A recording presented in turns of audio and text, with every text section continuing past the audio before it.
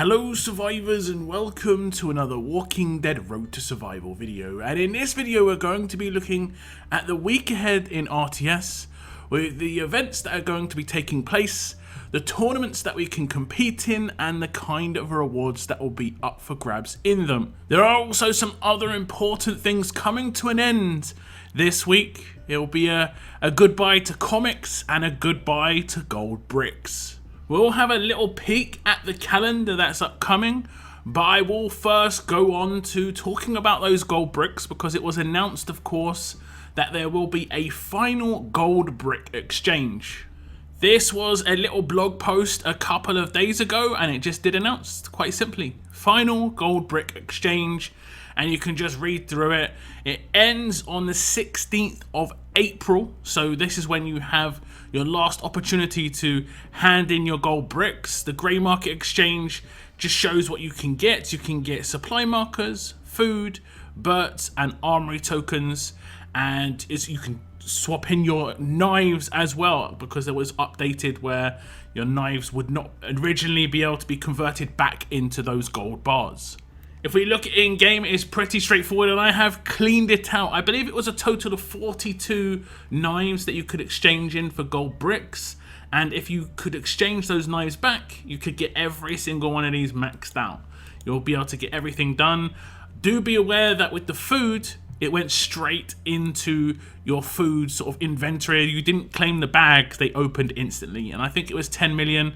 It's fine if there's a level up going on, but when I claimed it, I don't think there really was that I needed to score points in. I think war had already started, and I'd already claimed the majority of the points that I was going to do in the faction level up, so it was just like, oh, okay. So I had to put a lot of stuff into high replenish, but it's still food, it will still count. But it is nice to be able to at least get something out of the gold bar roadmap that I farmed over the course of the weeks or months after effectively the last gold brick character came out, and they didn't announce that it wasn't going to happen again. So I think this is reasonable. I think you got a total of 40,000 of the supply depot markers. I think it was close to 40 or 50,000. Maybe it was actually only 25,000 armory tokens, and I think it was actually quite a lot of butts. There might have been 50 or so butts in there. I think it was like I said, just a nice little bonus on top. Now there is of course the end of the comics hand-in happening very soon, within the next 48 hours. I would definitely grab what you can in here with any comics you have left over from Survivors Club or free to play. There are some of these that are going to be membership only, the ones that obviously say membership. You have to have Survivors Club to claim those. If you have not got Survivors Club, it's not a big deal. As long as you have comics, you'll be able to exchange for some trainers. I think there's some gear in here as well, some cans, so definitely some decent stuff to actually pick up with your comics. I would exchange these because after this ends, it's very unlikely that anything ever is going to be available to be exchanged again. Going back to the calendar, however, we can look at the events that are going to be coming up this week, and we have obviously got the continuation of the first Mythic Battle Pass, and it is the penultimate week at that, so it's extremely close to ending. So if you do need to obviously finish up some seasonal missions to get those last rewards, I would do so now. I think the Battle Pass will hopefully get a bit of an improvement with the second Mythic Battle Pass, because I've seen a lot more negative feedback about this Battle Pass than pretty much every single other one combined, if I'm honest. The value obviously has been quite heavily reduced just based on the small rewards, let alone the big rewards, but the small rewards that have been put out, quite a heavy reliance on RNG to get lucky. Potentially there are people out there who got 2 princesses on those 2 gold mythic recruit pools, but there could also be people who got 2 Dariuses, and that's such a big wide variance in quality, and seeing how those pools are going to be what most people are going to say the value of the Battle Pass is. Hopefully there's a bit less RNG going forward. That was one of the best things about the Battle Pass in the past. That, along with lots of little rewards. An increase in basic tokens, I think, would be a nice little boost. I think it was reduced from 3,000 down to 400 with this Battle Pass. Quite a big surprise there. We will go on to the normal events, as we do have the Hilltop Raiders continuing, and I think this has been really well received. A lot of people have been, raving about this. I think it's have really high engagement as well. I think Scopely can obviously see in the numbers, but just looking at my region, people were scoring phenomenal amounts. You saw faction raids going into the millions for a faction. You saw individuals hitting 20, 30, 50, even up to 100,000 plus points. So definitely heavy engagement on this. People liked being able to have like it in their hands as an individual, and the fact that it went towards some faction progress was great. I personally avoided the Jesus and Sophia just because I wanted to get as many silver mythics as possible. As you can see, I've picked up 17 of the 20 that I could from the open ones, and I picked up all of the ones from the members section as well. I think there's an extra 8 here. I'll just get as many Brady's as I can. I think there's an extra 45,000 that I need to get there.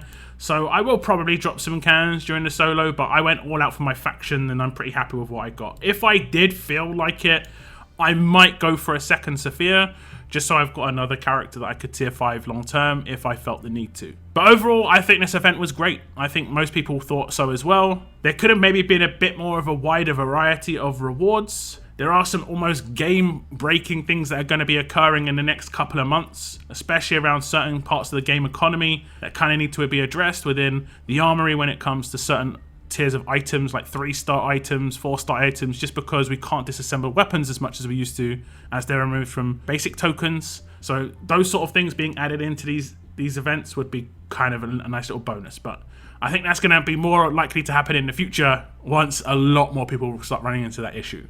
Now, with the Hilltop Raiders, it is obviously worth noting that during the raid tournament, and that will be the last chances to get those drops really, the drops of the topaz will obviously double. That happened in the first raid tournament. It's going to happen in the solo raid tournament. That's going to be happening on the Monday. So it's worth just holding onto your cans and dropping as many as you can or you want in that tournament to get as many of those topaz rewards as you can as well. The Kingdom Journey event will come to an end as well on the Sunday. It does last the entire week. This is a daily rewards thing where you obviously attempt conquest stages, open a bag, and I think you only have to collect like one trainer from your training grounds, and then obviously you get all the rewards as a solo, and it goes towards your faction progress as well, which is obviously great. And this has been pretty good so far. I've completed the stash once just from doing this every day, and my faction being, doing the same. And it's got us some extra military supplies, trainers, which is obviously very well received by a lot of people. But now on to the big one. There is the first real multi-week event that's going to be starting in the Mythic era outside of the original launch event, which I think lasted for 2 weeks. This one is going to last for closer to 3 to 4. This is effectively going to be the normal monthly event, but it's just going to start a little bit later into April. It finishes in early May, and I think we can expect once this one finishes, another monthly event will start. I think we're going to go back to that sort of rhythm of events that we had in the past, and that seemed to be really, really great. It doesn't look like there's a character attached, or at least they're not going to be giving a sneak peek like they have in the past, where they put the character picture on this sort of banner, but there is going to be some items. You can see on the far left hand side of the Sinister Swarm, it is going to be a lighter, and I'm going to be guessing they're going to be in parts of the event. So for instance, the solo level up, solo SR, faction raid, and faction level up could potentially have these as drops in there, or they could be part of roadmap rewards. We will of course get more information once that is published, but that's generally how it works.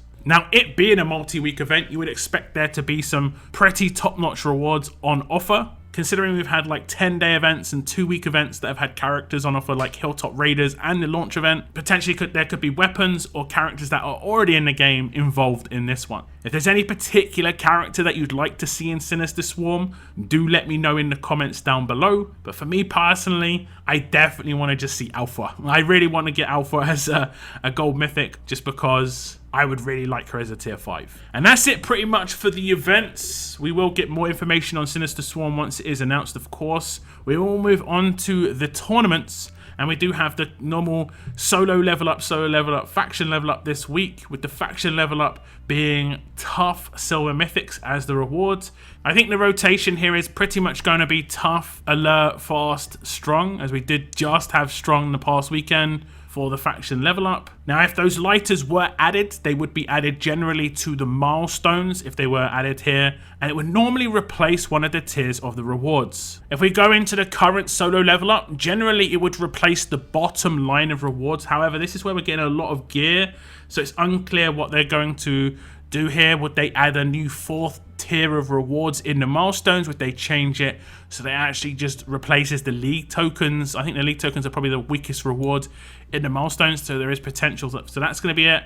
It would be nice if they just added it as a new tier. I think they've had troubles in the past whether they just don't want to, you know, show that they can add more than 3 because they just don't want there to be more rewards than that, or it's just they are very limited to the amount of rewards they can have here. There is the possibility, but if I saw anything getting replaced there, I think it would just probably be the league tokens. I think they are probably the weakest rewards, and that is where I maybe just for the first 5 milestones or something. If it was going to be added here, that would probably be best. And that's because I think the solo level up milestones are reasonable. I don't think they're giving anything really too heavy for the mythic era, like the select recruit tokens. You have a very, very small chance of getting something out of that. But a lot of it ties you over, you know, ascendance medals and some of the lower tier gear crates. However, until they give us the opportunity to open more than 1 gear crate at a time, those gear crates are pretty much staying closed unless I'm really desperate. I've got thousands of those crates right now, and I'm not going to be spending hours opening that, and it literally would take hours. We do have 3 other tournaments this week, and it is that solo raid attached to Hilltop Raiders.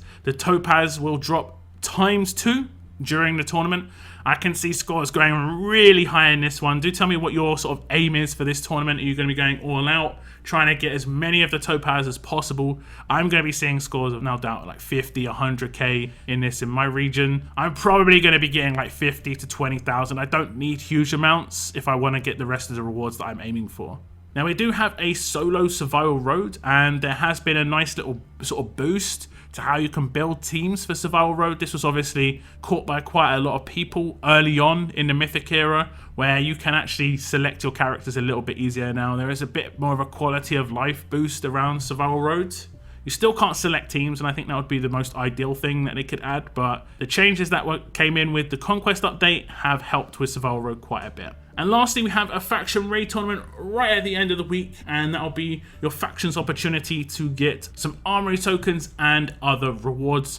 Like I said before, there could potentially be those lighters attached somewhere. They could potentially be in the milestones and raids or placement. Like I said, we'll have to wait until the Sinister Swarm announcement comes out, and then we'll have a better idea of how that one's going to be structured over all the tournament rewards this week. But otherwise, it looks like a pretty normal, smooth sailing week. There could potentially be like a surprise blitz at some point though, because we have had 2 CRWs and we are due a blitz war at some point, probably before the next CRW, just because of the fact that the original war season announcement did say there would be a couple of blitz wars, and we're almost halfway through the season. We could also potentially get a new event announced on the Friday the 16th with Hilltop Raiders coming to an end. Scopely do like to have 2 or 3 events going on pretty much all times, and especially with the Kingdom Journey coming to an end this week as well. I would not be surprised if there was that surprise. So not so much of a surprise if I'm not surprised. I don't know. But that is the end of this video, guys. A little look at the week ahead in RTS. Do give me your thoughts on the potential of the Sinister Swarm. It does very much sound like a take down as many walkers as you can sort of mission event. You know, kill 1,000 walkers or something like that as a faction every day. You know, something weird like that. But we will find out very soon. That is the end of my video. If you did find it informative or enjoy the video, please hit the like button. It is massively appreciated. Thank you very much. If you have subscribed to my YouTube channel, it is making a big difference, guys. But that is the end of this one. I want to thank you very much for tuning in. And as always, keep on surviving, guys. Keep on surviving.